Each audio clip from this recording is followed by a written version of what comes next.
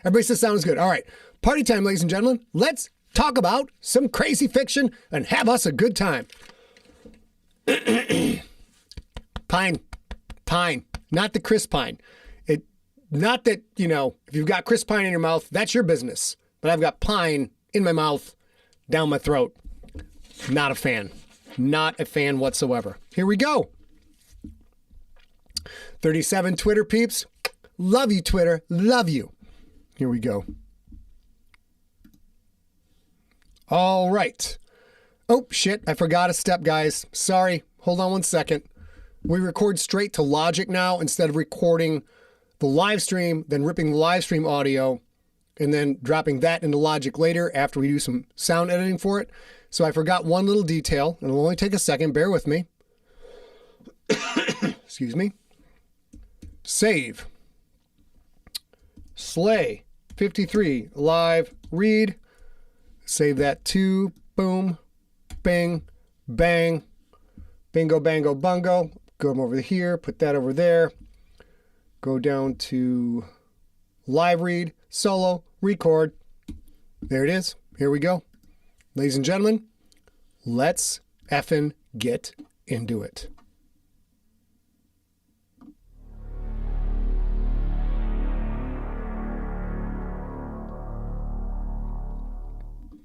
Previously on Slay.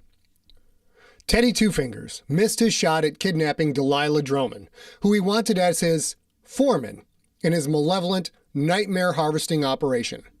Can he find a replacement candidate? Delilah's father, Kellius Droman, hired Lincoln as Delilah's bodyguard. When Kellius goes out to hunt Teddy Two Fingers or trains Billy, Lincoln must stay at the Droman Mansion and protect young Delilah. Surprisingly, Lincoln and Delilah have hit it off. She trusts he can keep her safe, while he benefits from her optimism and youthful energy that he can't get from his own child Sam, who remains trapped on the shelf where Teddy put him. Billy's training with Kellius goes on at Kellius's facility, the Nonagon, in the mystical city of Cordis. Billy needs to find his loom, the structure upon which he can channel the powerful innate magic that courses through his body. And Ariella has the medallion she sent Link and Billy to acquire from the troglodyte in Tollingwood. What can this talisman do? You're about to find out on Slay, episode 53.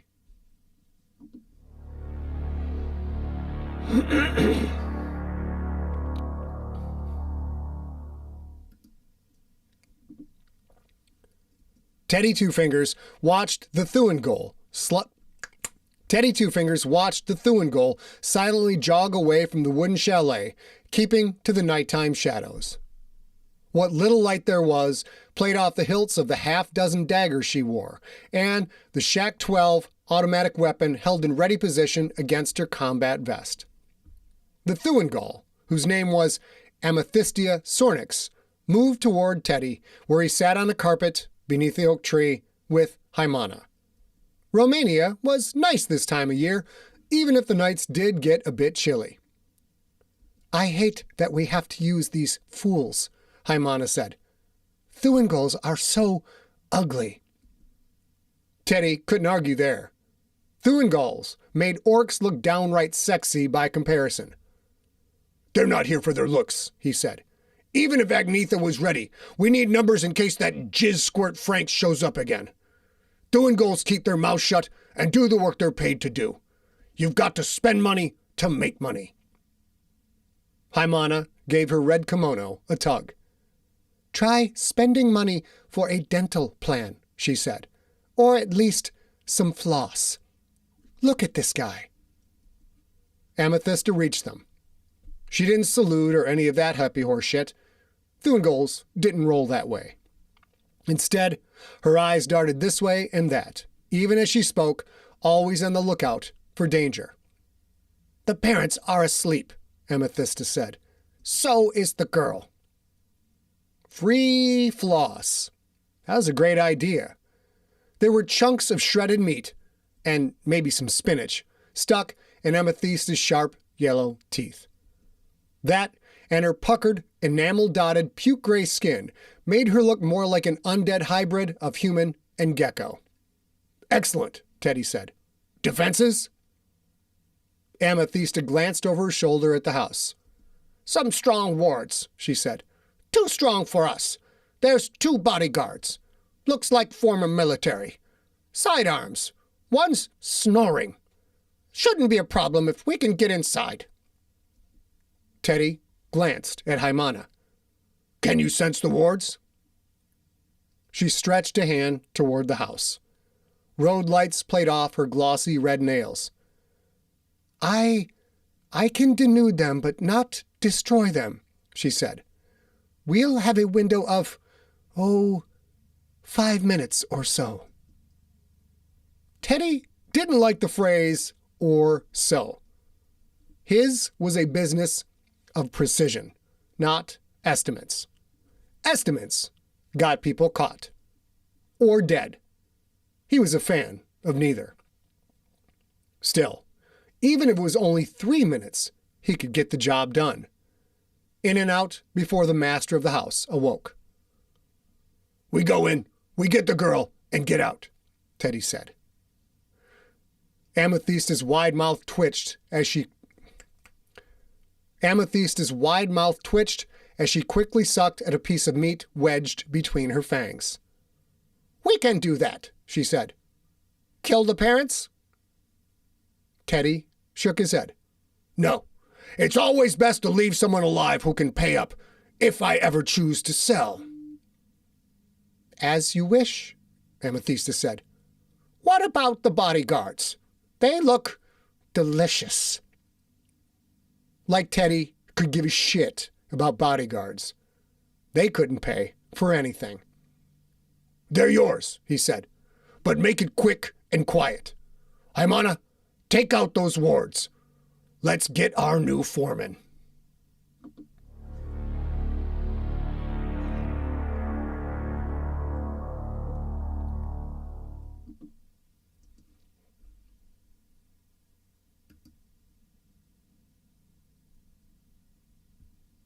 Small problem, guys. Let me advance forward. Crap. We're going to take a small break because I screwed something up. So, talk amongst yourselves. We get the chat up. Sometimes live TV can be a motherfucking pain in the ass. There's no telling what the fuck just happened. Let's figure it out.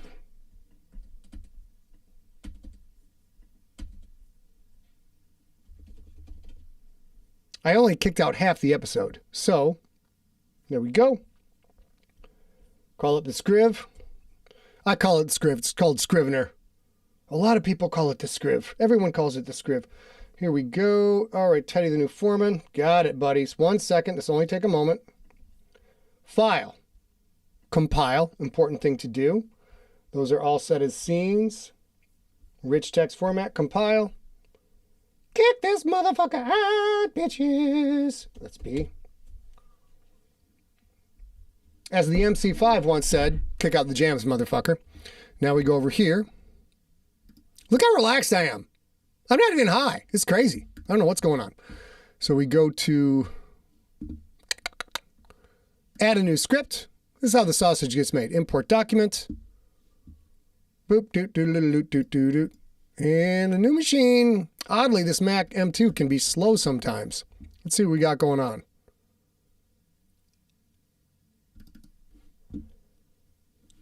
Let's stop. Logic. Save logic. See if that's part of the problem.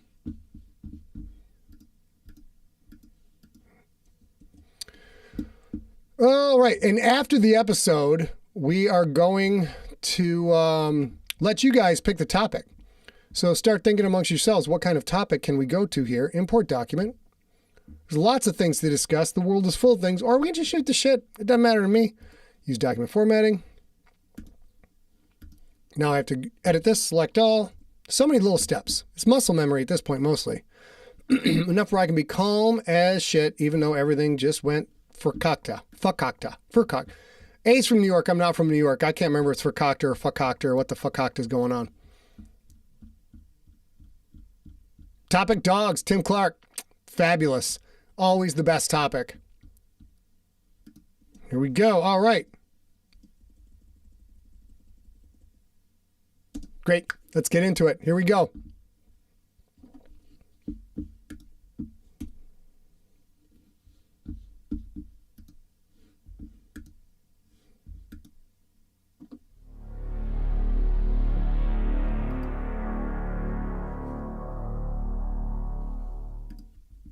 That's a lot of ice, Billy said. A blocky tower of the stuff rested heavily on the sand of Kellius Droman's Nonagon. Coffin-sized blocks of it, stacked up as tall as a house like frigid, oversized Legos. You have a lot of heat in you, Droman said. Hence, you will work with ice until you're ready for more flammable targets. Billy was going to get to use his powers instead of enduring that stupid pylon of pain. He could barely contain his excitement. I'm ready, he said. Just show me what to do. Droman held up a finger. Not just yet. First, we must discuss your loom, he said. As I told you before, think of it as a framework, or a theme, around which you mentally focus your natural filaments. My loom, as you know, he raised an upturned palm, a thorny vine grew out of it, waggled like a tentacle, involves the botanical world. My loom helps me focus my internal power, and it provides an ongoing structure for the fiber and meshwork I create. He flicked his fingers. The vine sprang free from his palm, dove to the sand, and burrowed in like a snake. Just like that, it was gone. Sick, Billy said. What's my loom? That is up to you, William. You're early enough in your process, you could choose almost anything. But choose wisely. Once you commit, it becomes increasingly more difficult to change your mind. Billy thought of Grandma's lemon-yellow lightning blast. Was her loom lightning? Electricity? Could he make weather his loom? Movie superheroes gave him no end of ideas. Could he base his powers on water, on ice, magnetism, light? Too many to choose from. How soon do I have to decide? As soon as possible, Droman said. Right now, your natural power seems to manifest as heat and flame. If you want to change that, we need to know now. Billy thought of his training session with Magda, how she'd said fire was one manifestation of his endless supply of frustration. Fire's one of the elements, he said, right? Like in that movie, The Fifth Element? I don't watch movies, and there are only 4 elements. Well, yeah, but there's this movie and there's a 5th. Never mind. Fire's one of the 4 elements. Could my loom be elements in general, like all of them? At all times, Droman had a cold look about him, like your existence didn't matter to him one way or another. Billy wondered if a man had ever smiled. A loom of one element alone. A loom of one element alone would be a lifetime's work to master, Droman said.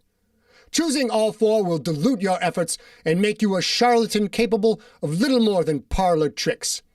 Magic is not something you can just wave your hands and make anything happen, William. It takes work, discipline. It takes focus. Discipline. Focus. Droman sounded like Grandma when she lectured Billy about studying for class. And all that time, Grandma had controlled fucking lightning. But she had flown, too, like Storm from the X-Men. Storm. There was another Storm character from the comic books, though, one Billy had thought of during that same talk with Magda. Johnny Storm. The Human Torch. If I'm already manifesting fire stuff, could I just stick with that? Droman frowned.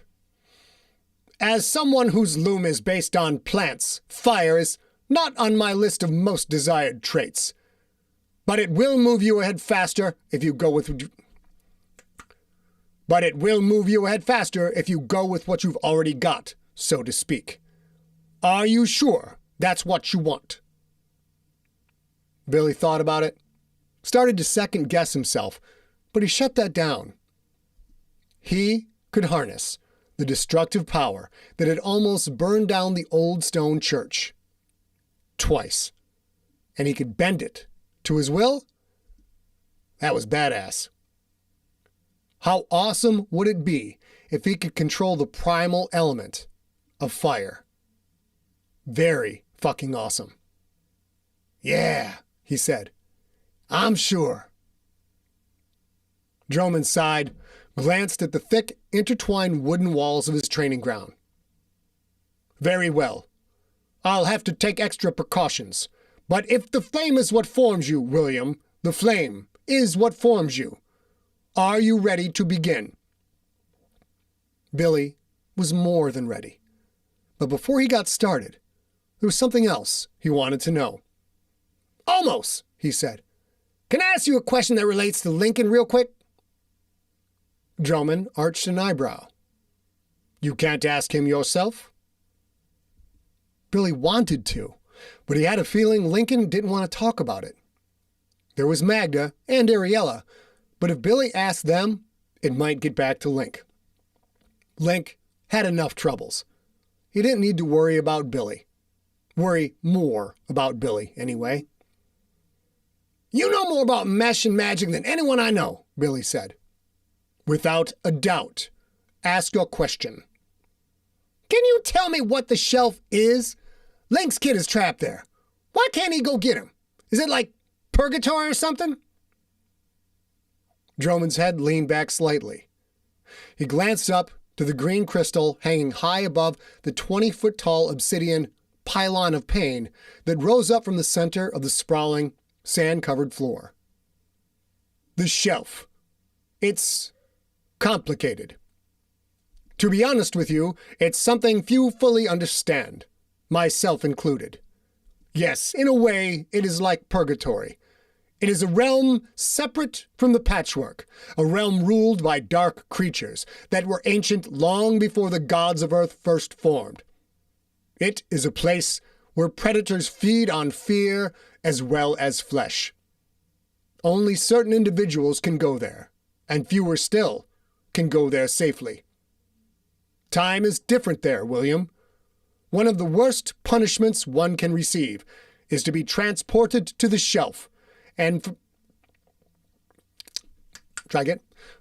One of the worst punishments one can receive is to be transported to the shelf, for there, even one such as me is nothing more than prey to be hunted down and tortured relentlessly. I have heard that death on the shelf can take years, decades, sometimes centuries. That was where Sam was. Billy had never met the boy, never even seen a picture of him, but his heart broke for both Sam and Lincoln. Callista has some kind of deal there to keep Sam safe, Billy said. How can she do that? Droman's lips pressed into a hard, thin line. Callista is an affinitas, like me, like you, he said. But she has studied the dark ways, has made connections to the abhorrent beings who live on the shelf. Frankly, I do not know how she keeps Sam safe there. That woman is pure poison, William. Do not get involved with her. Easy enough advice to follow. Billy would avoid her like the plague if he could help it. I will, he said. But what about Teddy Two Fingers? If the shelf is such a weird place, how did he send Lincoln's son there? A low, almost inaudible growl sounded from Droman's throat. His eyes darkened with hatred. I do not know how Teddy Two Fingers did that, he said.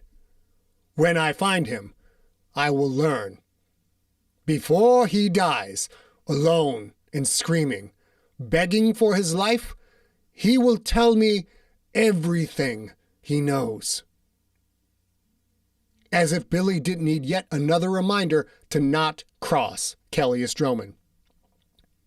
Enough extraneous conversation, Droman said. My time is valuable. Are you ready to start this lesson? Billy rubbed his hands together. I sure am, Mr. Droman. What do I do first? Droman pointed to the blocks of ice. You are going to try and melt that. But before we begin, Droman pointed the 20-foot-high obsidian pillar rising up from the sand. Put your hand on there. Billy shrank inside. Another round with the pylon of pain. Awesome. But if he had to endure that agony to learn how to use fucking fire, he would. Because Vestinian was out there, somewhere, looking for him. Billy reached out and put his palm against the pillar.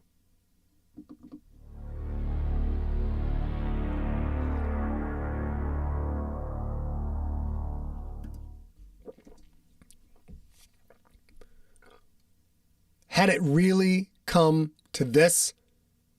OMG, Delilah Droman said. It looks so cool.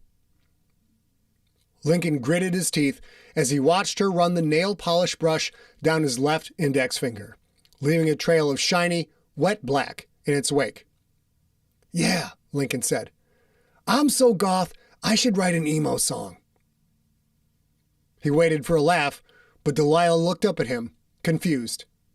Emo? What's that? Lincoln realized he wasn't sure how to define it. Black nails and eyeliner. There was that one group with the stupid drum major uniforms. Like My Chemical Romance, he said. You have a chemical romance? Like with caffeine? It's a band. Good God, was he getting old? Never mind. Delilah laughed. I'm teasing. I know what emo is. And you don't need the black nails. You already have that look down cold. What do you mean? She again stopped painting. Now you are teasing. You wear a dark hooded cloak, Lincoln, and sometimes you have that mysterious black eyeshadow on your face. Mysterious eyeshadow? That's the haze of Cimarron. It lets me see things that... She was giggling, her eyes glowing with delight. Goddamn kids. You're making fun of me, Lincoln said. Only a little. You do dress pretty goth, though. Lincoln glanced at his cloak, at his armor. They're work clothes, he said. Delilah moved on to his ring finger. The nail painting looked ridiculous, but it made her happy.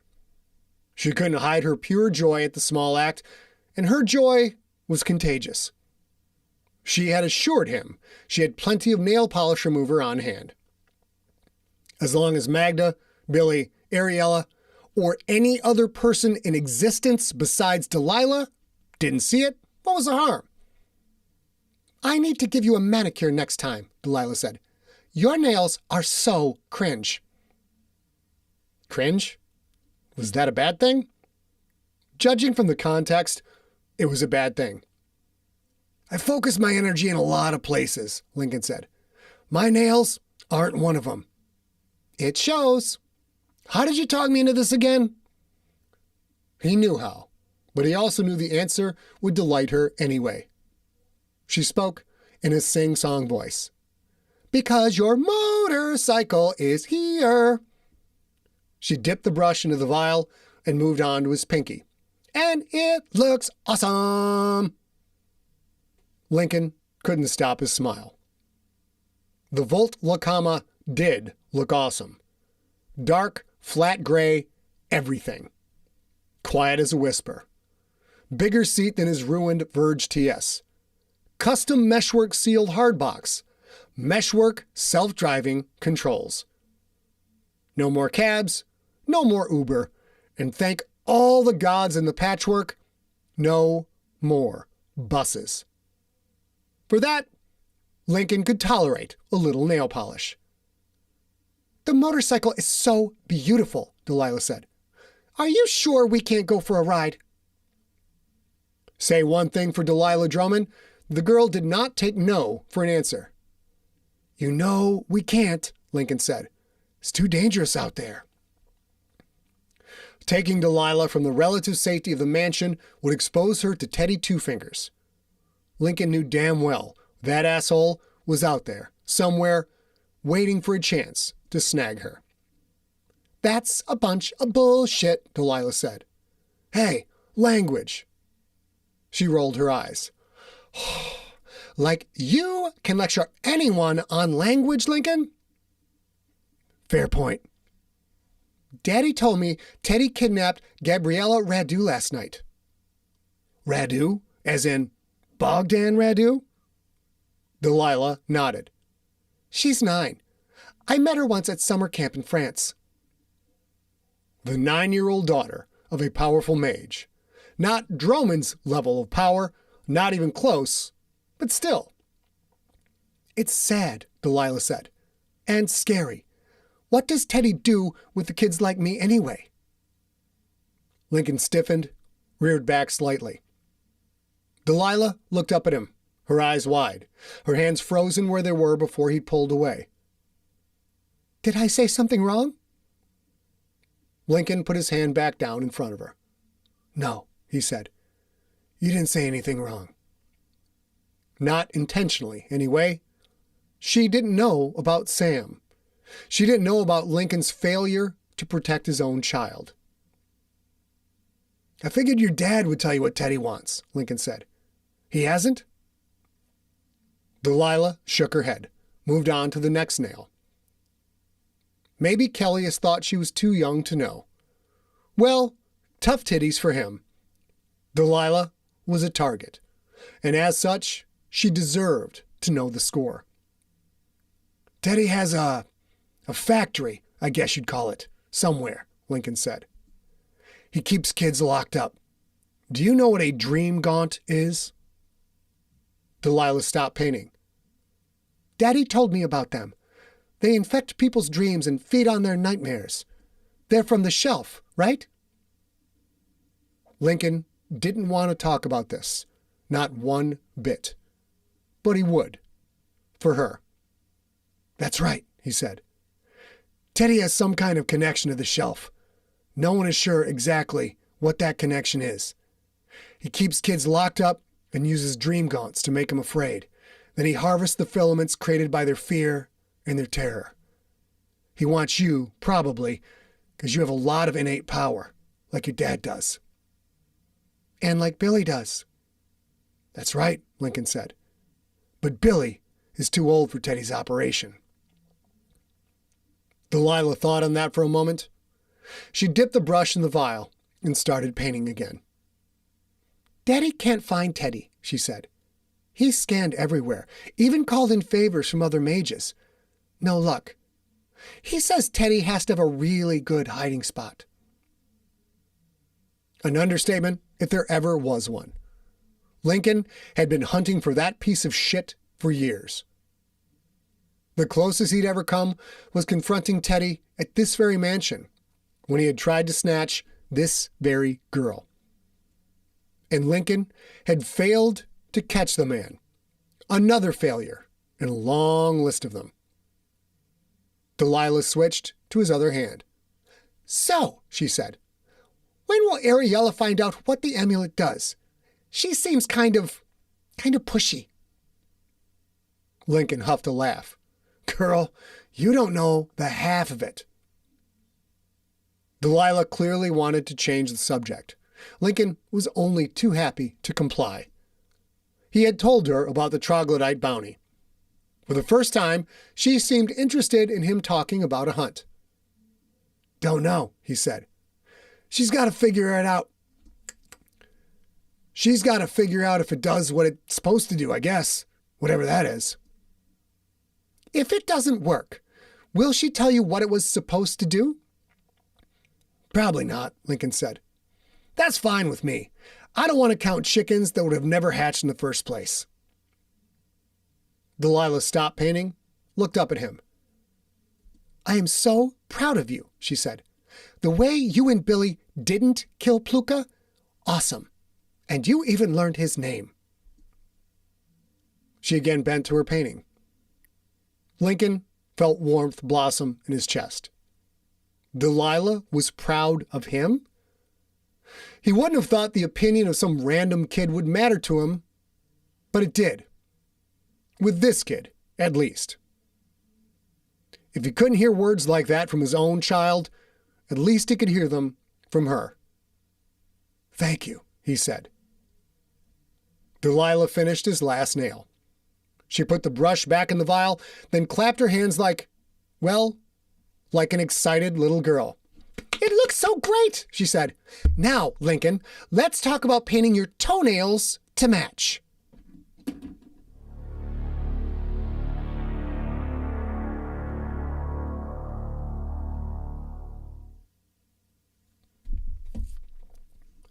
Magda had loved the old couch, but for sentimental reasons.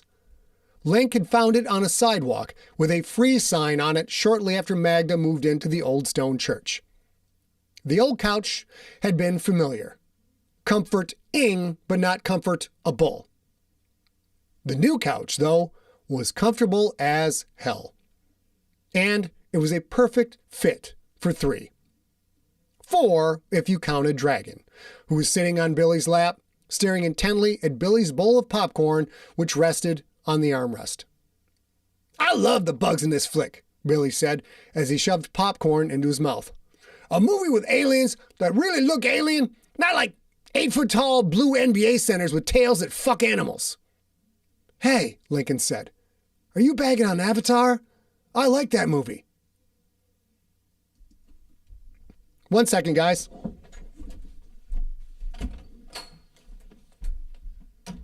Maybe can you turn that down?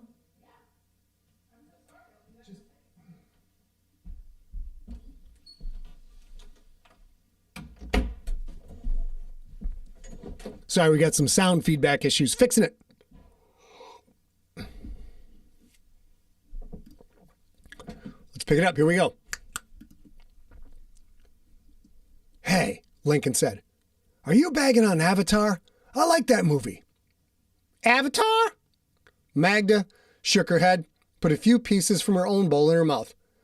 "I think you mean Pocahontas in space. Ain't that what you mean, Link?" "Dances with Smurfs," Billy said. "That movie's trash, Link. Dope FX, though." Lincoln shook his head, slumped deeper into the couch, fed another piece of popcorn to Shitbird, who perched on the other armrest. Magda sat in the middle, perfectly perpendicular to the big screen that showed the carnage on Klendathu in Starship Troopers. All in all, it was a rare, good day. Billy had returned from his training session with Droman. Billy had returned from his training session with Droman, hurting as much as the first time, but also happy. He was already making progress. That was good. The kid had so much raw power in that big, sexy body of his. And Link, too, was in a surprising mood. Not happy, per se, but not totally in the dumps either. Being around that Droman girl seemed to make his spirits lighter. He still had that molten core of anger inside, though, because some things never changed. Magda had had a good day as well. She'd tidied up the workshop. She had cleaned Ding Dong Big Schlong and gotten in some gunpowder therapy in the shooting range. Her conditioning had long since gone to shit, but not her shooting skills. If she ever got back into the field, she shook off the thought. No need to worry about that now, not with the 2 people she loved the most in the world on either side of her. "Here we go," Billy said. "I love it when this guy gets his leg bit off. Time to get it." "Gross," Lincoln said. "Shitbird, help me out." A big black wing unfolded, covered Lincoln's eyes. Lincoln, the walking murder machine who killed nasty monsters for a living, couldn't bring himself to watch the gorier parts of a horror movie. He was so damned adorable that way. A sudden clatter echoed through the nave, the sound of high heels rushing down wooden steps. Ariel has found something, Lincoln said. Mags, pause this. Magda leaned forward to the laptop, paused the movie. Dragon shot off Billy's lap and scampered out of the nave's open door a few seconds before Ariella rushed in with her short little high heels, her eyes wide, her mouth hanging open. She clutched the stone medallion Lincoln and Billy had recovered in both hands, running her thumbs over the rough surface. Calm down, Billy said. You'll sprain an ankle running those things. Ariella skidded to a stop in front of the couch. Ariella skidded to a stop in front of the couch. Blurry, paused yellow and green soldier bugs were on the big screen behind her. It works. I mean, it will work. She let out a ragged breath. When I saw the drawing in the binder, I thought I recognized the style. I wasn't sure then, but I'm sure now. It will work. Good to know, Lincoln said. What will work exactly? What is it? Ariella's thumbs continued to rub the amulet, as if she was slowly polishing it. It's a conduit, she said. Rare mesh that will allow astral projection to a place where most can't go. But you have to know, Lincoln, you have to know it can only be used once. When you burn this mesh, that's it. You can't go back. Why was she so damn nervous? This wasn't like her at all. Go back where? Lincoln asked. Ariella looked at him, excitement sizzling in her eyes. To the shelf, she said. Lincoln, this medallion will let you go visit Sam.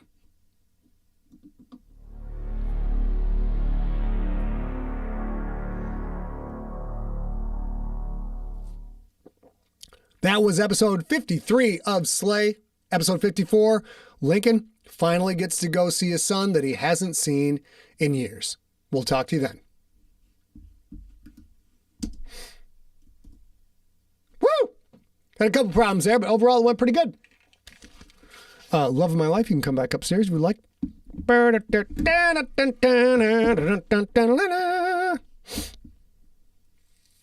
Shannon says her favorite episode so far. Frankly, Shannon, mine too. A lot of fucking good stuff happening in that. Danny Baker says, oh shit! Virginia Guy says, wow, love it. Thank you, Mitch. Mitch, how are you? Good to see you. Good to see you. Daniel, I clap at you. I clap at you, sir. I clap at you. All right. That's different from giving you the clap, which I didn't do. I clapped with you. Totally different. Totally different.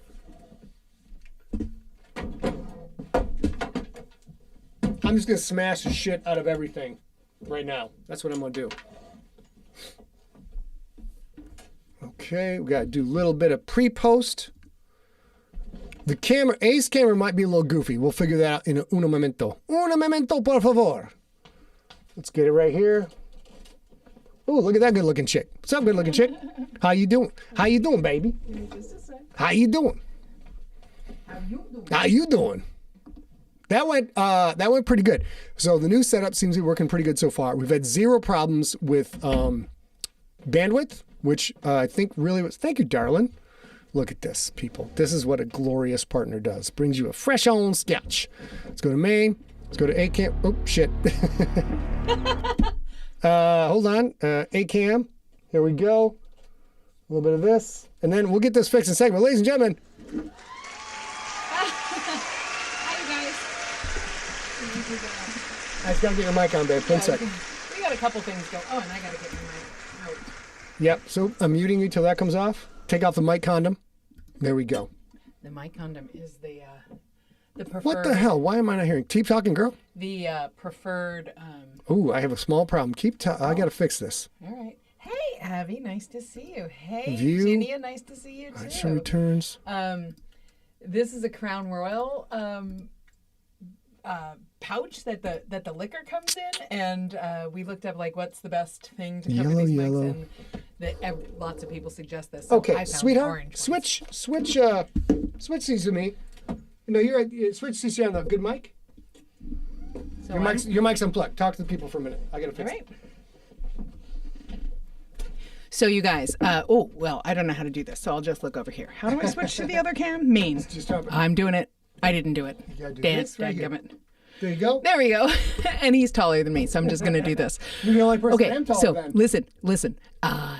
While Scott was reading, I was downstairs. He had to come and tell me to turn down my mic because it was too loud. But it's important to note, if you've never been in our house, we have a lamp in the living room that is it's a round globe, and it's mirrored.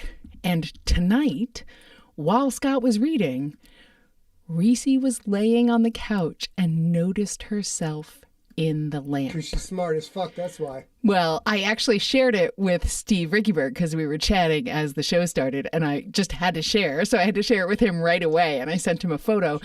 And I'll see if I can show you guys the photo while he's doing whatever he's doing. This app, oh, you know what? There it is. Well, there it is, yeah. But it was so stinking funny. She was Check. so Can you hear me, impressed with babe? herself. Yeah, I can. I don't know if you guys can see this. Wait. There you go. Oh my goodness, that's her looking at herself in that little lamp. And if you guys are unfamiliar, we did a tour of our house, I don't know, sometime during the pandemic. But Okay, can you hear me talking okay here? I can. Okay, that's you now. All right. I'm going back to my seat. Yes, you are. And then we can talk about the tour of the house. And so you see the thing that's in the back, like you see that Scott's books are back there, but that's because we had the Hall of Fame and in the old office, and then we put it on bookshelves up by the ceiling, and then all those fell down, so we just got regular bookshelves. So that's a lot of information to say kind of nothing. Hello, everybody. You didn't say nothing. You said very important. God damn it. God damn it. What's going on? There we are. Oh, okay. So anyway, it was super fun. I'll post it maybe in the chat room once I get this called up. Obviously, we still got a couple tweaks to go with our new setup. Nice job, babe. I'm glad you didn't spill. I set you up. I set you up for a spill, girl. All right, everybody. Hello. Now we are. Talk a little bit, baby. Let me see what your voice. Talking a little bit. There's something going on here. There you go. Is that better? Yeah, I think so. And we'll have to fix the lights next time. Light. So. We'll fix the lights next time. Lights are a little bit fakakta. Did I do it right? Yeah. No, fakakta. Fakakta. He never does it right. I say it like frakakta, like high fructose corn syrup. Dude, nice to see you. Jude in the hills. Ladies and gentlemen, we're up to 81 people are watching Many me on bots. Twitter because I am a huge fucking star on Twitter. So I'm going to try and post this little picture in the chat so that you guys can see it. But oh my God, that dog. She was so fascinated. It was the cutest thing. No, Beth, it's not Bakasha. No, Beth, no. Well, maybe if it was an Italian Jew, You know what? If you didn't want to deal with this bread anymore, it's a bunch of fakaksh. God, I can't pronounce words at all anymore. You absolutely can't pronounce that word. All right, shoot the shit with them. I'm going to call. If you guys are curious, gosh darn it. Woo. See, we almost got down in. If you guys are curious what Lincoln's new motorcycle looks like, I'll show you why A entertains you for just a moment. Okay, what are you looking I'm at, going to try and upload this photo of my dog, or to where? his dog, to the Facebook chat. Oh, Facebook chat, She lovely. just totally, okay, so A's mic is still jacked, Dan Baker says. A's mic is still jacked. Hold on. Yeah, it's a little low. Hey, Jenna Leah, happy birthday to you. Let me get this figured out for you, baby. How's Let's super go fun? to, you know what it is? I know. You know what Do you it know what is? it is? Do you know what it is? Talk, babe. I don't know what it is. Do you know what it is? No, it's channel 2. 1 second. It should be channel 4. There we go. Keep talking. So I'm going to see if I can figure out how to post It is this. a little jacked. I'm not sure what's going on with that. We'll get it figured out, though. So bear with us for the audio. The story audio was okay. I don't have any idea how to post a photo in this chat. Maybe I'll just try and drag it in. See if that helps. But she was so impressed with herself that she Sean saw... says your mic actually sounds a little cleaner than mine. That's because mine is picking up from hers. There's some shit I don't understand, ladies and gentlemen. I'm not going to lie to you. It's my sweet, sweet, sweet dulcet sounds. It is. So if I did, that's channel 1, channel 2. Your channel 4. I don't know how to add a photo. Yeah. I'll post it on All right. Well, at least we've got the cameras going. Mine does sound completely weird as fuck right now. So yeah, totally. we've heard a handful of things, so we're going to check. David Lamb, I couldn't say this. I couldn't type fast enough in the chat to say it, but It's not going to show up in the audiobook. We're kind of figuring out a new system. He's re-recording some things. We're figuring stuff out. But don't worry that it will weirdly sound tinny for one episode, because I don't think he'll let that happen. Hello, Chris McWhite. Nice to see you. We'll get it fixed. I just don't know what it is yet. That's because we're not going to talk about technical shit right now. Try and figure it out another time. Figure it out. Maybe, you know what? I think we need to do. Here's the problem. I got it. Turn me down a little bit. Nope, that didn't work for shit. Oh, well, you sound good. Turn you down a little bit. Turn you down a little bit. Turn you up a little bit. Turn it up. How's that? Better? Is that better, everybody? We will figure it out. All right. So, maybe entertain. I'll just take a look at this motorcycle. I think the motorcycle is fucking cool. I'm not going to lie to you guys. I think it's fucking super cool because it's electric. So I heard Scott talking at the beginning of the hour that there was quite a lot of... we live in a neighborhood that was built in 1976. So alder trees, pine trees, lots of trees were planted back then, and they're all mature and they're very tall. And something just happened there. I'm working on it. And in the last, I'd say, 10 days or so, I don't know what's going on. We've had a lot of pine and pollen and conifer stuff. And we had rain 2 days ago. And the next day, the entire, on our patio deck, it was like greenish, yellowish pollen. So that made us realize, we're not sick. We have tested 67,000 times for COVID. I'm figuring it out right now. Keep talking, speak. Okay. Brian Kane, I assume that you were born in 1976. Please tell me if that's true. But yes, all the best things were made in 1976. So we have all this pollen that showed up on the deck of our patio, and that made me realize that I can stop testing for COVID, which I definitely don't have, and it's probably just this. But we have been. I'm working on it, guys. Just bear with me. 4X yellow snow. That's what we have in North Carolina. Pollen. Yeah. So this is weirdly like a little bit greenish too. It's like a lime greenish. It's sort of bright. And I looked it up, and I think that's the pine. I have lived in this house since 2000. Scott has lived in this house since 2020, but I haven't ever had this many problems. So I don't know if staying inside for 2 years somehow ruined my ability to handle it. But we're getting by. I'm definitely still congested. You sound pretty good today, though. I've had a very good day. Yeah. Very, very good day considering. But we take Zyrtec every day because that's what you do, if you're old and allergied. All right, ready? This is... I'm just winging it, you guys. I'm doing the best I can right here. Oh, it's a little Something's really goofy with the sound, and we'll get that figured out. I'm going to say it 1,000 more times. This is an Italian Volt Lacama. The company is, I think, Italian Volt? I forget the name of the company, but this is basically Lincoln's bitchin' new ride. It's all super dark, flat gray, and so it's just stealthy as stealthy. Of course, you wouldn't have those bright yellow shock absorbers on the front. And because he's hauling Billy's ass around all the time, now he's got a little bit of a decent back seat. I like it. And you can see the battery. I think you guys still see it. The battery is this big chunk ass right in the middle. Is that big square thing at the bottom? The big square thing at the bottom is the battery. Now, I'll show you another angle of it. God, it's so sick. Someday, baby, I'll have this. Really? Yeah. They're You're fucking going to have super to get cool. it in orange. Well, this is what it looks like in yellow. And you guys... That's smoking hot. So that is Lincoln's new motorcycle. It is up on Siglerpedia, which isn't working. So we are getting some more Siglerpedia. I think it's kind of like this.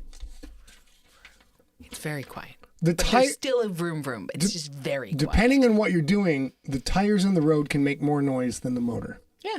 Which, if you are a monster killer, is a great stealthy thing to have. Fat bottom battery, Chris. I'm great. You know what's up, son. You know what's up. My mama just joined the Facebook chat. Marianne Radowski, I love you so much. My brother is also in the chat room. If you guys, I know I say this every time, but there's some new people. So my brother is Jude Stenson, and my mom is Marianne Radowski, and I love them to death. They're great. Yeah. They're great. So speaking of Siglerpedia, I know not everybody uses it. I use it nonstop. I keep track of all the information for all the stories on there. And we now have a gentleman who is going to, we need to make a copy of it, download that from Amazon Web Services, upload it to our new provider, A2 Hosting. And the gentleman's name is Kevin Metz, M-E-T-Z. Meds, which of course is weird because we have a huge fan and a big friend who's Kevin Mest, and it confused me from him. I'm like, no way. No way. Turns out, no way. He would have showed up with a cocktail and a cigar if he was going to do that. That's his MO. He would show up with his Crypt crew hat and a Bud Light. Does he drink Bud Light? I think he drinks beer. He drinks a lot of scotch. You know what? Often celebrates birthdays. Kevin Mest, you fucking gangster. Like this. Kevin Mest, Chris Growl, and I still need to get together and go shooting. And you can go too if you want, because they've been shooting. I haven't been shooting. The last time that I went with you and Chris Growl, you did not like it very much. You are crazy. What? Why do you keep coming up with that? Well, I don't care that you're a better shot than me. It doesn't bother me at all. Oh, it did bother you that day. It doesn't bother me. I don't care that my spouse is a better shot. Well, though, Chris Growl says, I can confirm Kevin will Hi, drink Renee. anything, so Renee Rice Henderson, true. hello. A lot of Oregon in today. What's up, Oregon? Renee, I hear things are raining, like cats and dogs out there. Yeah, we're going to get rain this weekend. Cats and dogs. Hey, Angela Clark, also from that part of the country. Also, Oregon, we're just cranking out on Oregon today. Of course, this shirt, you want to buy it, scottsiegler.com/store. It's pretty sick. I look good in it. I'm going to find on my own boobies for a second. If I look good in it. Okay, so that is the two pictures of that. Now we're going to general chit-chat. Guys, tolerate the audio. I can hear in my own ears. It's not great. We will figure it out. But right now, we have a good, almost 6 minutes. A whole 6 minutes. Is there anything that you guys would like to talk about? So I will say... I thought that episode went super quick. I didn't think any time went by, but apparently it was very long. Yeah. Well, you had to stop to do something there. Down to get the friction on. Well, yes. Okay. Go ahead, baby. So you guys all know that yesterday, or if you don't know, I'm sorry to be the bearer of bad news, but yesterday a cargo ship hit the Francis Scott Key Bridge in Baltimore. I'm only laughing because of the response of certain individuals in the world who are like, why didn't they drop an anchor?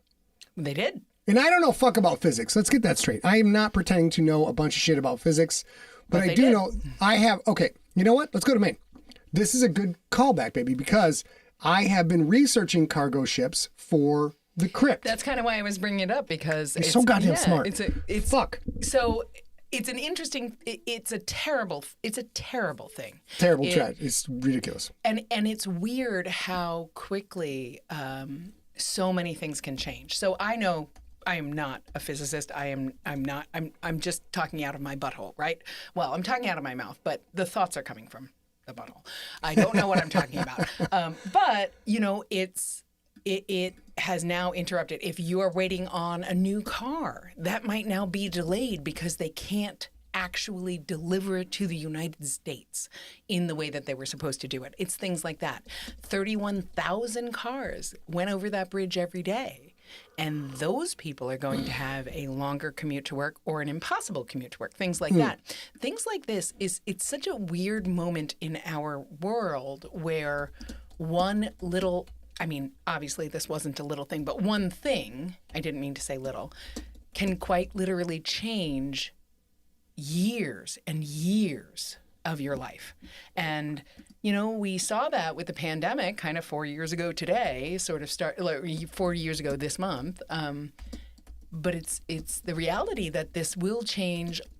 These are little things that will change often. And I just feel so bad for, we know and love, you guys know and love the Presses who are Baltimore natives.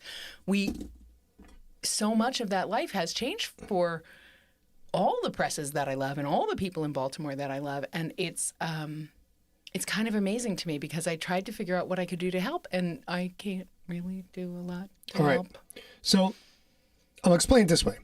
Number one, the length of the P.V. James killing in the crypt is specifically created to replicate roughly the size of a Virginia-class nuclear submarine from the United States Navy.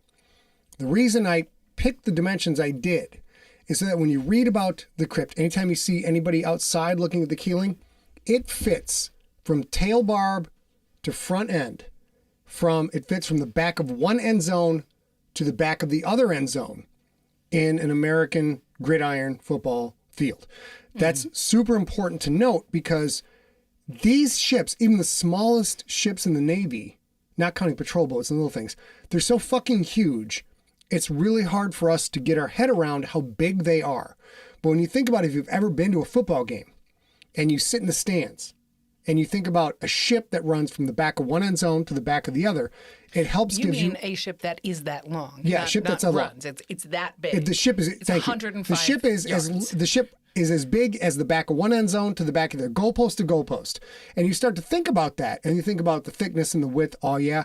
Holy cow, that's an enormous, enormous construction. And that's a smaller ship in the U.S. Navy.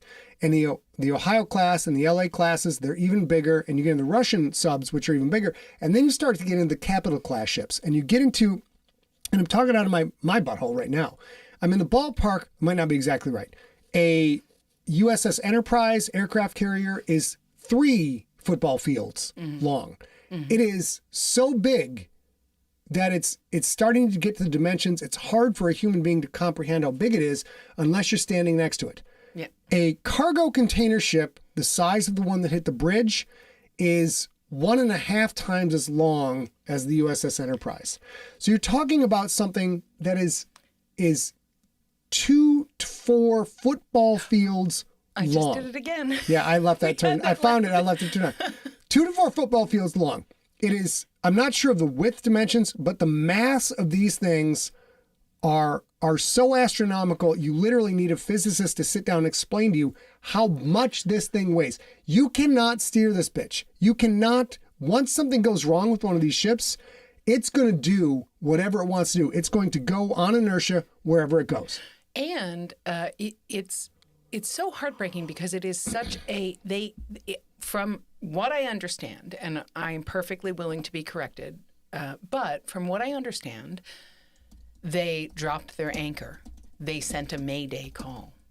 They tried to manage, but I went a million years ago. My brother was in the Navy. My brother, who's in the chat room, was in the Navy, and I got to go on his ship on what's called a Tiger cruise, where they were coming back after time away from the United States, and then they pick up civilian passengers who are related to the people who were on the ship, and then they, for us, they picked me up and then just went back out into the ocean and lose some munitions or whatever. But one of the things I learned was the speed of that ship, the potential speed of that ship, was classified information. And I also happened to be on my brother's ship when the USS Cole was attacked in the Bay of Yemen, and had to just sit on my hands in my bunk for a while because they don't need me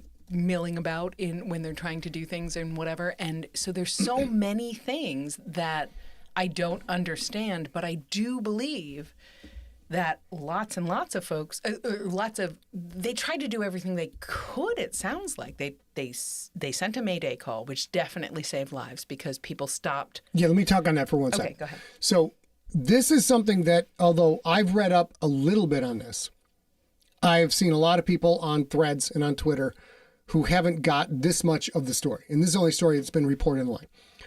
The pilot of the ship understood that they were out of control and having difficulty controlling the ship. They called in a Mayday, a 911, if you will, and said, we can't control this thing. We're doing the best we can. That alert was enough for the Baltimore police to have enough time to shut off traffic across the bridge. That in itself saved 50 to 100 or more lives. So they had enough time to get cars to the end of the bridge, block the end of the bridge, let the traffic clear off the bridge, not allow any more traffic on. They did not have enough time to figure out, okay, now we've done this problem, which is literally probably 2 to 4 cars of patrol people, right? Then they had to figure out, okay, do we go onto the bridge and get the people off the bridge, the people who are working? So there were people who were working. At this point, I think there were 3 to 6 deaths. There were and 6 who have not been recovered. Yeah, they now believe that there were 8 construction workers. There were 8 workers on the bridge filling potholes. Okay.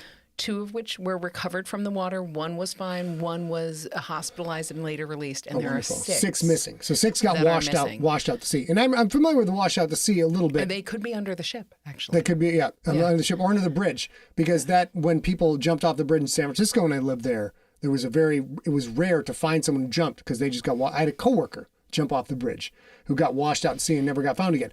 So there was an alert call made. Oh, we did it again. Now we've got shit. This is poorly timed. This is poorly timed. I'm so sorry. I'm going to put my hands down. Yeah. So there was the pilot of the ship realized the ship was out of control. The pilot of the ship phoned in to the powers that be. The powers that be had enough time to block the traffic on the bridge, saving a lot of lives. Can you put your hand down? Oh my God, I'm so sorry, you guys. Jesus. But there wasn't quite enough time for the people on the ground or the emergency responders to figure out, okay, now we got to see if there's anyone on the bridge. How do we communicate? How do we get them off the bridge? Because what the cops are not going to do is send people onto the bridge when there is a giant fucking cargo container ship coming in that might hit the bridge. All right, so that, as you hear a lot of these conspiracy theories, keep that timeline in mind right out of the gate.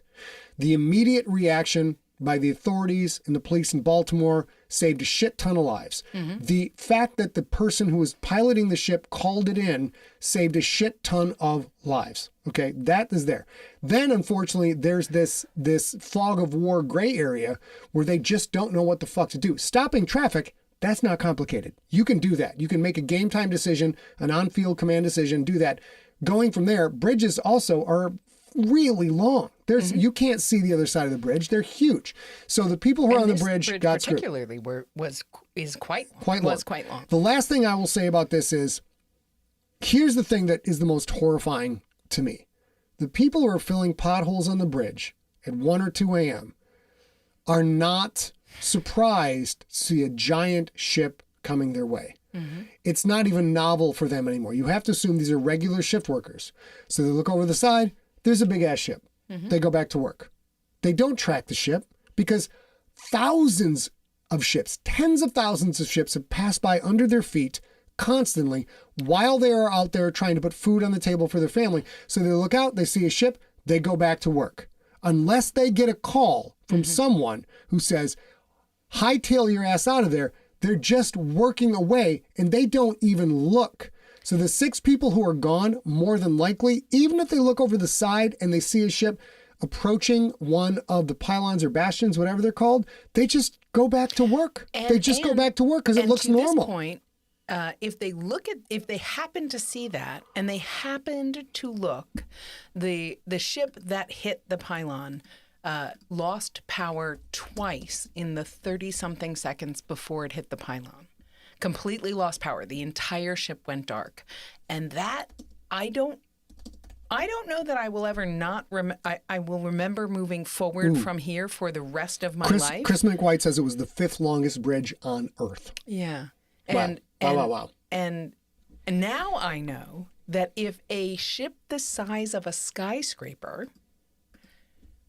loses power and all the lights go off, that is a catastrophic event. But before today, I would never have known that. So if I was a worker on that bridge at 1 a.m., and Renee, you said a very interesting and useful and graceful thing that, thank goodness, I mean, it's weird to say thank goodness, but thank goodness that it was at 1-something a.m. because had it been at 10 a.m., had it been at 8 a.m., it would have been so much more catastrophic. Yeah, and it is rush catastrophic. Hour? It is catastrophic. I am not trying to minimize that. But, if it had been at 8 a.m., my goodness. To finish up, there's a couple of things that I think everyone should get in their brain and consider. Number 1, the Baltimore Police Department saved a huge amount of lives. A huge amount of lives. Whoever the officers, patrol people who blocked traffic, whoever the dispatcher was, whoever was in command who said, like, just fucking block traffic, full stop, not worrying about authority or who's in charge, are saved lives. Triple-digit lives. Huge.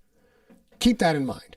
The fact that the pilot of the ship was responsible enough to radio in and say, we have a huge fucking problem. We can't control this. That person, while the ship did take a shit on them, is also a significant contributor to hundreds of lives being saved. We have to keep those two things in mind. And the third thing, and I don't get political on this show, but I'm going to go and do it now. The people who are trying to dunk on this shit and trying to come in hours later, 6, 7, 8 hours later and say, this was a cyber attack. This is Biden's fault. This is so-and-so's fault. This is DEI fault. You're just like, these are horrible, fucking awful human beings who can't take a moment to not waggle their political dick to try and get clicks while people have died, while the economy of the U.S. is going to be significantly impacted. Now, could this have been some kind of attack? That's a possibility. But to think that a cyber attack, someone probably communicating by satellite to a giant ship coming under the bridge, the Francis Scott Key Bridge in Baltimore, was so fucking good that they could aim a giant tanker at a pylon, one of two pylons of a bridge, and collapse the whole bridge. Fucking come on. Come on. That level of Machiavellian evil simply does not exist. The technology is not there. You can't aim a ship from this isn't fucking Sandra Bullock in fucking The Net. You can't aim a giant ship at a goddamn pylon of a fucking bridge. This is not a real thing. So when you hear these people saying this shit, unfollow them, block them, tune them out. When your relatives say, because my dad will say this, when your relatives say, absolutely, it's fucking DEI, it's fucking, like, no, this was a goddamn accident. Hitting that bridge with a cyber attack, taking control of the ship and making it hit a target this big and a target this big is fucking impossible. And if you consider, so we are thoughtful people, you guys are thoughtful people. If you actually think this through in your own head and don't do any research and just think it through. In my life, I'm 52 years old. I know we're not supposed to talk about our age if we're ladies, but I'm 52 years old. In my life, I have seen the World Trade Center get hit twice because I'm a New Yorker. So 93 and 9/11, right? So I've seen it happen twice. The people who are doing that are not Maydaying. They are not signaling. They are not trying to prevent more loss of life. They are trying to do the most loss of life, is my experience with actual attacks. So I commend everyone, and especially I want to note that the mayor of Baltimore in that original press conference when rightfully so, a journalist, which is their job, a reporter or a journalist asked, when do we think the rebuilding will happen? You know what? Hang on, let me finish. Go ahead. I'm just saying, Angela Clark points out, if it was on purpose, it would have been done at rush hour and communications would have been blocked for ample destruction. Obviously. Yes. Obviously. If I did that, I'm doing a rush hour. Go ahead, babe. So the mayor of Baltimore, I want to say, I find that press conference where a reporter asked, which is his job, there's nothing wrong with the ask, when will this bridge start to be rebuilt? He said, this is not what we're talking about right now. There are people in the water. And that hit my humanity so hard. And I felt so fucking proud to be an American, kind of, to say, like, yeah, that he did that thing. He did that thing. He said, no, we're not having this conversation now. What's important is there was some rando fucking conservative piece of shit who puts up a picture of this guy. Of course, shocker, a vastly majority black city is going to elect a black mayor. What'll happen next? This is crazy. And puts it up in like DEI in effect. And you're like, dude, holy shit. Don't be those people. We're not those people. You're not those people. Don't pay attention to those people. Americans who just died. These are Americans working the graveyard shift who just died. They are also Guatemalans, Hondurans. Yeah. There are they were all legally here, all working for a legal company. And the governments of Guatemala and Honduras have acknowledge that their people are probably lost on this bridge. And that is the right way, I think, to deal with a tragedy like this. And I am so proud of the mayor of Baltimore, and I am so proud of I'm so proud for, not of, I don't have any, obviously, relation to that, but for the people of Baltimore, that their mayor cares about people first. And I'm proud that the U.S. government is saying, I think we will rebuild this bridge. And I think President Biden and Pete Buttigieg had this had conversations today about like, we are going to rebuild this bridge.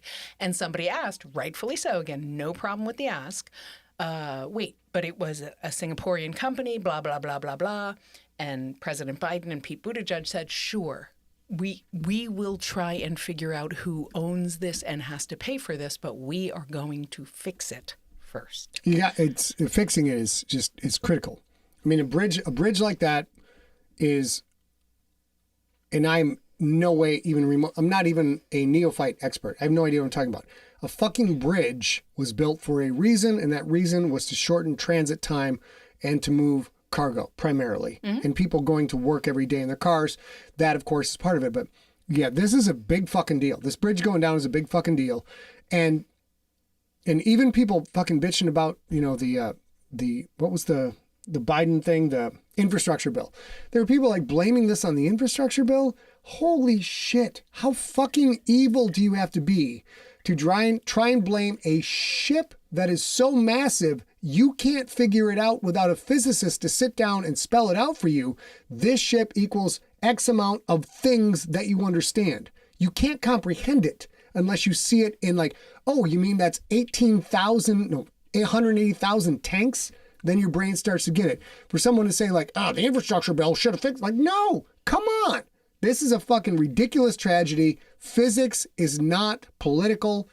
It's just, the whole thing is goddamn infuriating. Aside from the tragedy of the human loss, the whole thing is infuriating. Like, if you're going to be evil, be more tactical and strategic in your evil. Be more Machiavellian. Don't fucking try and glom on to this thing, Jason, that is obviously... okay, you know what? I'm getting... I would be more efficient if I was evil. That's all I'm saying. So here's what we're going to say. Good night, Jason. We definitely can't really help anybody in Baltimore for this. Look at Jude's comment. Those goddamn woke dudes that built the bridge 50 years ago. Fuck those woke bitches. Go woke. Bridge collapses, bitches. What was 50 years ago? 1974? 74. Yeah, it was built in 1977, you know, actually, yeah. The whole wokeness of 77, so let's be honest. It took 5 years to build, and it opened in 1977. So in 1970, so Jude's right, in 1973, they started building this bridge, opened in 77-ish. Well, you know, there were hippies back then. Of course. It was the hippies building the bridge. But here's Flower the thing. power. We have nothing that we can do, that we can think of to do to help. But if anybody here knows anybody in Baltimore who needs books or needs whatever or needs help, this is what we can do. We're here. This is what we can do. Same thing we did for the pandemic. And I have been looking quite a lot to try to figure out how the people, we love lots of people in Baltimore, but also, if there's anything you guys can think of that we can do to support the community there, please let us know, because we're those people, right? I mean, you already know you can still get all the ebooks we own, you can get for free, and all that stuff. So, Maya says, everything someone says woke, God makes another drag queen. Yes! And you know what? Say woke all you want. Drag queens are interesting. Now, before we say goodbye, I would like to point out, and listen, I'm not a fan of Elon Musk. I'm not an enemy of Elon Musk. I think he is what he is. He's done a lot of fucking, frankly, the company he is in charge of has done a lot of fucking amazing things and is doing a lot of other amazing things. But I would like to point out for all of you who sometimes look at Twitter stats of certain media individuals, I'll put this up right now. 97 people, according to Twitter. 97 people are watching this show right now. According to our streaming equipment, how many people? Well, let's see. We've got, we just went 101 people on Twitter right now. We've got, 20 on YouTube, 30 on Facebook. We got like 10 on Twitch. So, our average audience can go anywhere from 50 to 150 at any given time. We're not making money at this shit. We just do this for the people who like it. And all of a sudden Twitter comes in and like drops their dick. Twitter drip. Shabap. All this, guess what? Watch out for the spray because Twitter's here and we have the biggest audience in the world. I'm waggle it. I'm gonna waggle it. Okay. And like there's one guy I know of on Twitter who watches us on Twitter and he comments. There's no comments from Twitter. Well, and Terry, our friend Terry Davis, was Thank on you, Twitter Richard Bennett. A trying star to is comment. born. Was he? Yeah, and then he came in, Terry, who we know and love, right? Yep. He was on Twitter trying to comment, couldn't comment, then came into Facebook to say, I was on Twitter, couldn't comment. So, yeah, anyways, we'll talk about Twitter some other time. But right now. So we love you guys. I love Michael Grace. He got Dexter St. Jacques. Dexter St. Jacques. Okay, we're not doing any more for a bit right now. Thank you, Michael Grace. We're gonna say this. We love you. We absolutely are devastated by what has happened in Baltimore for the people we love in Baltimore and the people we don't even know in Baltimore, and for everybody else. Sigler Fest began in Baltimore. It did. Balticon. What year? 2009. 2009. 2009. A lot of what we do began with the Baltimore sci-fi community. So there you go. So I think we are all going to see in the next few months delays. If you have ordered a car that has not showed up yet, you may have a delay because that port is a drive-off dock. So quite a lot of cars that come into the U.S. from other places come in through Baltimore. Now they're going to have to go through New York or they're going to have to go through Virginia somewhere else.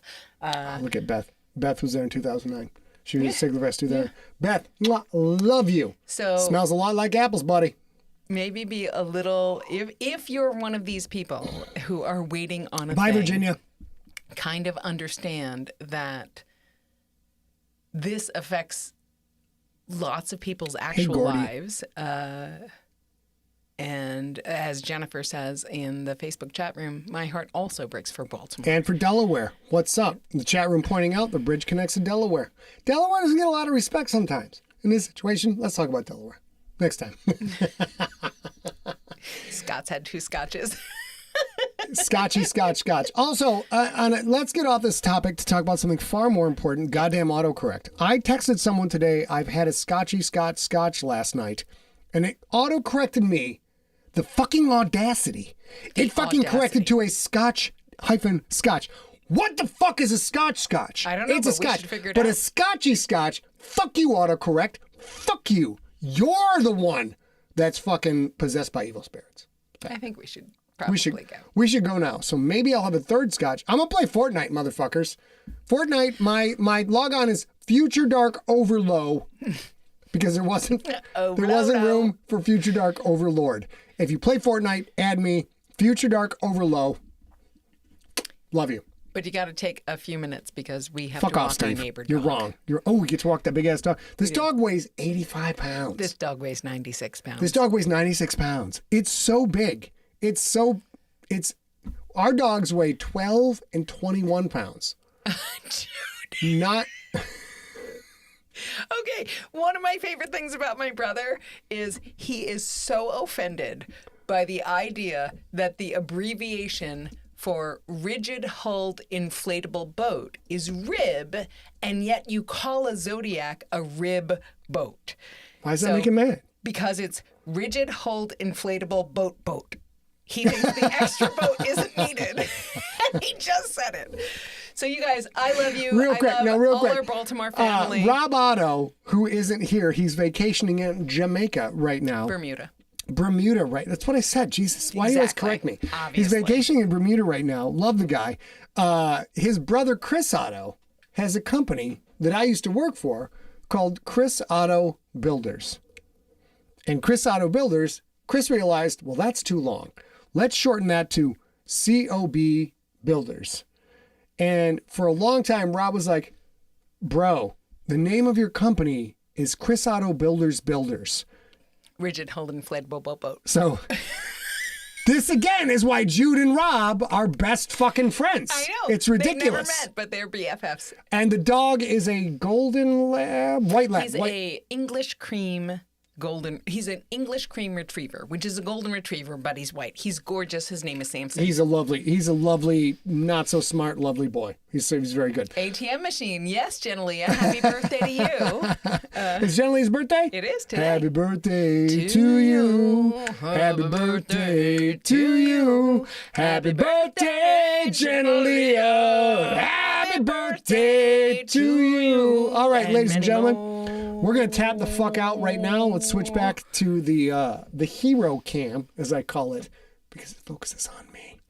All right. Steve, he is definitely a certified good boy. You are correct. Oh, my God. We'll take, you know what? If you guys follow us at threads.com/Scott Sigler, twitter.com/Scott Sigler, fuck the X, or facebook.com/Scott Sigler, we will post some pictures of Samson, which will tell you, number one, how big Samson is, and number two, remind you how fucking small I am. So here we go. All right. Love you. Baby, you know what? Tell him. Wait, first I have to tell you guys, today my in-laws called, Scott's parents called, and he talked about being a little person, like a small human being, and said that he could fit behind, like right around here behind the desk because his butt is little. It's very and narrow. Without even thinking, I said, I can't fit behind that desk. My butt is huge. My baby got a big old butt. It is great. I said that to my Rob in-laws. Tenorello, what's up, my man? I said it to my in-laws. Rob knows how tiny I am because we wrestle on the same team, and Rob is not tiny. Rob is a large person. And love you, Rob. Love you, man. All right, ladies and gentlemen. Love you guys. Thanks for hanging out with us.